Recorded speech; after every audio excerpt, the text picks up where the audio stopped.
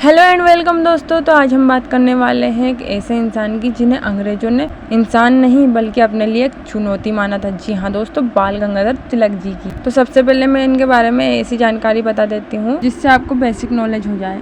जैसे कि इनका जन्म 23 जुलाई 1856 को महाराष्ट्र के रत्नागिरी में हुआ था। तो इससे पहले कि आपको कुछ और जानकारी मिले, मैं आपको बता देती हूँ कि ये मैं हूँ। तो ये पोर्ट्रेट मैंने ड्रॉ करके रख ली थी। तो आगे हम इनको बनाएंगे और इनके बारे में जानकारी लेंगे। लेकिन वीडियो आगे बढ़ाने से पहले मैं बता दूं आपको कि मेरे लंबे खुले बाल मुझे बहुत पसंद है, इसलिए मैं उन्हें हर वीडियो में खुले रखती हूँ। तो चलिए बाय, मिलते हैं पोर्ट्रेट बनाने के बाद।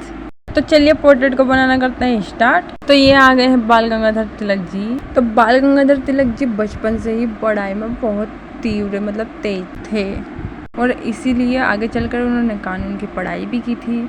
इन तिलक जी पढ़ लिख कर आराम से घर बैठने वालों में से नहीं थे।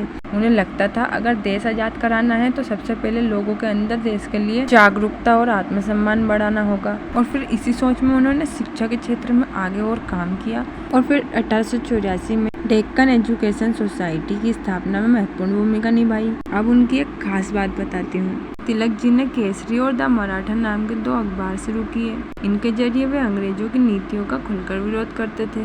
अब जाहिर सी बात है अंग्रेजों को ये नीति कहाँ ही पसंद आई होगी, लेकिन तिलक जी ने लोगों को एकजुट करने के लिए गणपति उत्सव और शिवाजी उत्सव को भी सार्वजनिक रूप दिया। इससे लोगों में राष्ट्रीय भावना और एकता बढ़ने लगी। और फिर आया वो समय जब इनका एक मशहूर नारा लोगों की आवाज बन गया और वो नारा था, स्वराज मेरा जन्म सिद्ध अधिकार है, मैं इसे लेकर रहूंगा। और बस यही सोच उनकी पहचान बन गई। अंग्रेजों ने उन्हें कई बार गिरफ्तार किया, लेकिन 1908 में उन्हें मांडले बर्मा की जेल में 6 साल तक के लिए भेज दिया गया। पर उनका साहस कहाँ ही रुकने वाला था। जेल में भी उन्होंने पढ़ना और अध्ययन करना नहीं छोड़ा। बाद में उन्होंने होम रूल आंदोलन के जरिए भारत के लिए स्वशासन की मांग को और मजबूत किया। तिलक जी लंबे समय से मधुमेह से पीड़ित थे और इसी वजह से 1920 में उनकी तबीयत ज्यादा बिगड़ी और 1 अगस्त 1920 में मुंबई में उनका निधन हो गया। लेकिन उनके शब्द और उनकी सोच आज भी याद की जाती है। और सच कहूँ तो तिलक जी ने सिर्फ आज़ादी की बात नहीं कही थी, उन्होंने लोगों को ये एहसास कराया था कि आज़ादी मांगने की चीज़ नहीं है,